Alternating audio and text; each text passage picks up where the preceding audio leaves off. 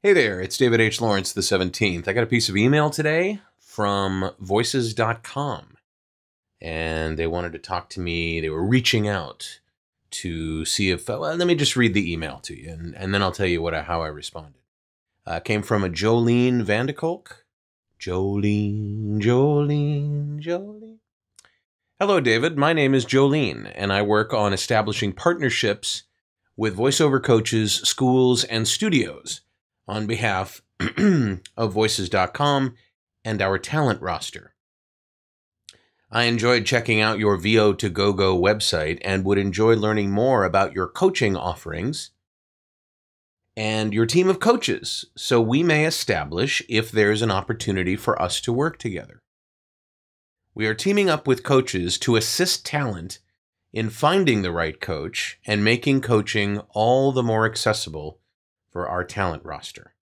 I appreciate your time and look forward to hearing from you. Thank you, Jolene Vandekolk, Coaching Partnership Account Manager at Voices.com. When I got this email, it didn't take me long to craft the single sentence that I wrote back. Thank you for reaching out, but I'm not available to work with you, nor are any members of my coaching team. David. Took her an hour or so, and then she replied with one of those Gmail suggested replies. I guess maybe Gmail, they're using Google Apps to run their stuff, because this is exactly what Gmail would suggest.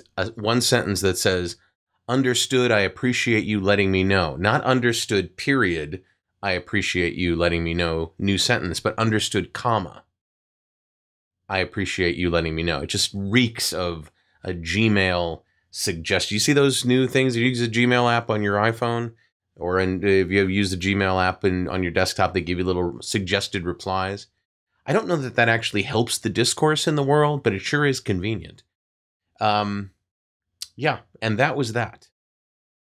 I checked in with all my coaches as I was creating that response.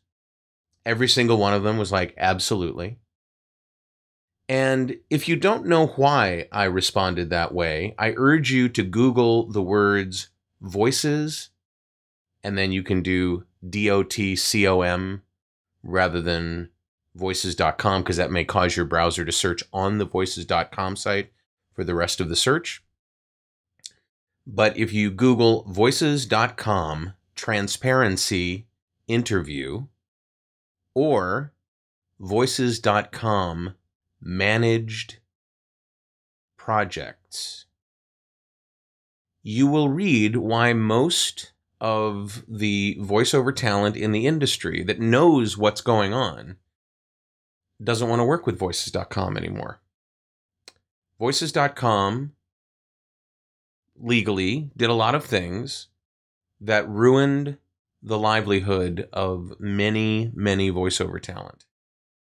Up until about 2-3 years ago, I don't know when you're watching this, so it could be longer than that, there were two really great sites that the professional voiceover industry relied on for casting, for finding agents, for finding work, for being exposed to producers, directors, etc., new talent. One was called voicebank.net, and the other was called Voice Registry. And voicebank.net was the mothership.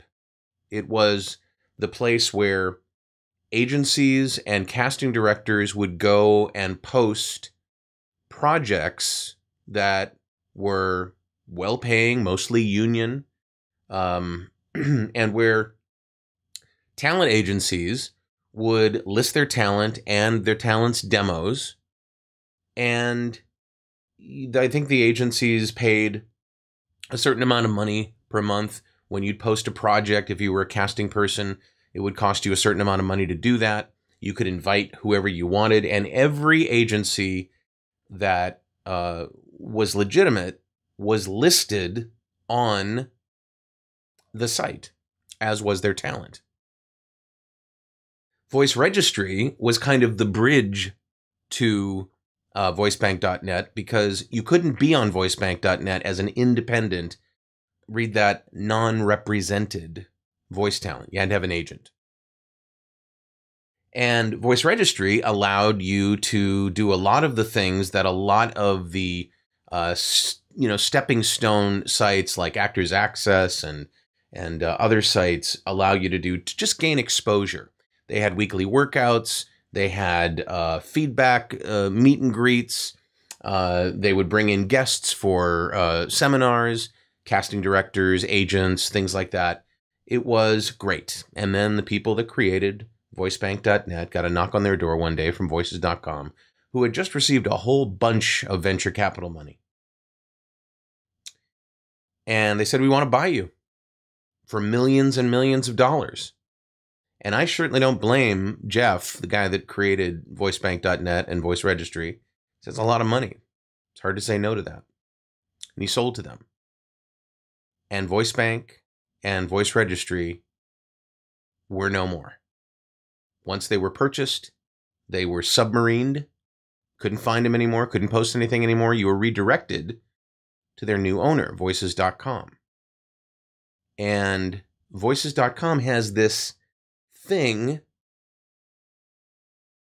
where they want everybody to post on their site, whether they're legitimate or not, whether they're union or not.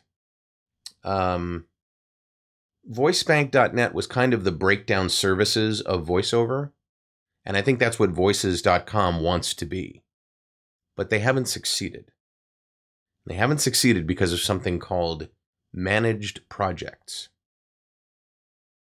If a voice buyer, somebody who wants to buy voice services, goes to VoiceBank.net and posts a project, say it's a commercial for a windshield repair shop in Fargo, North Dakota.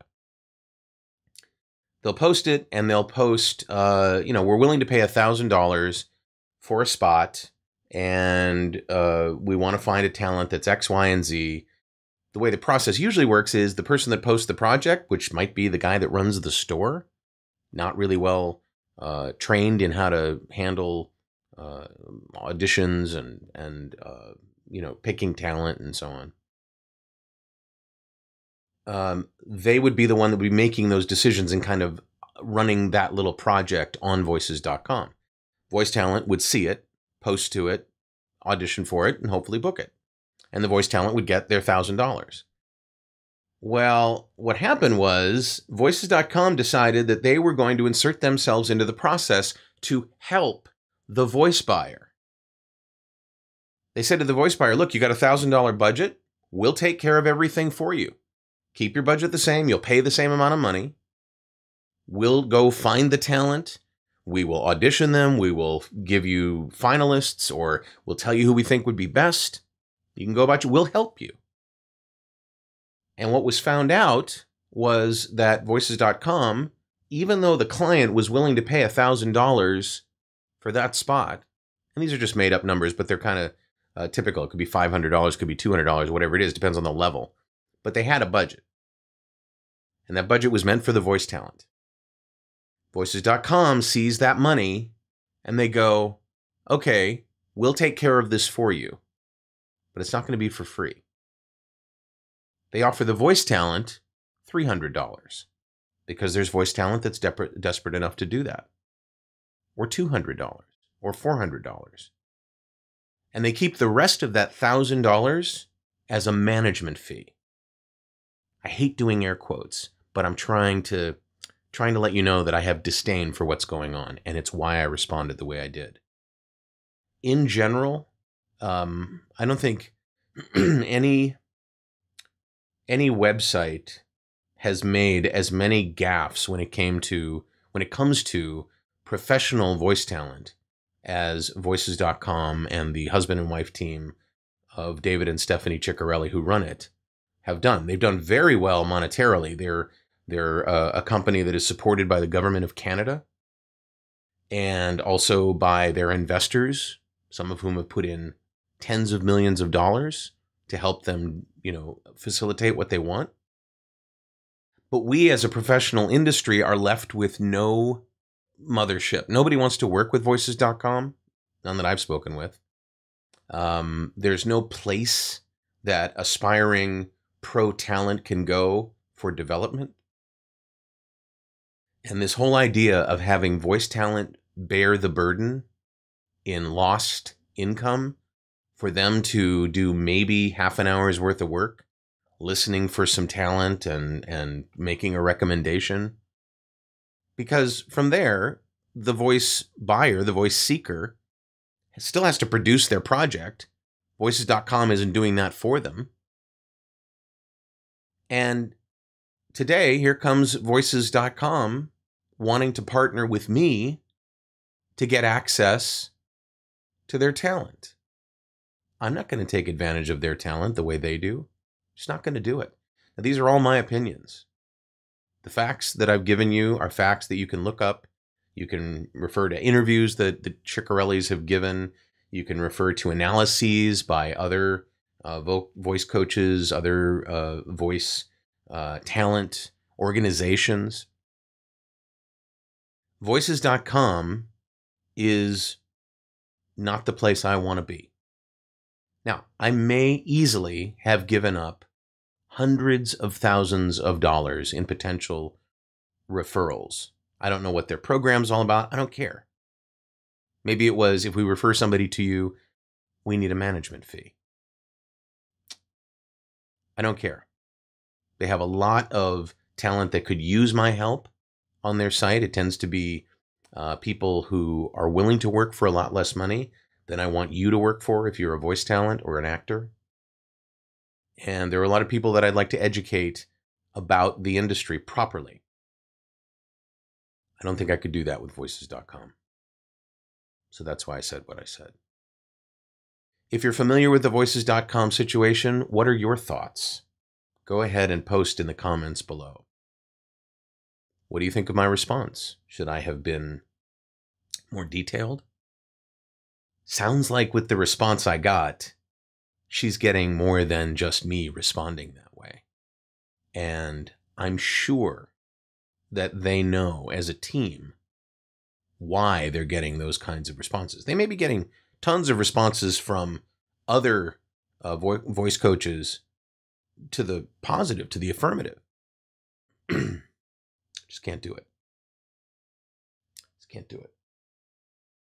I'm getting mad right now.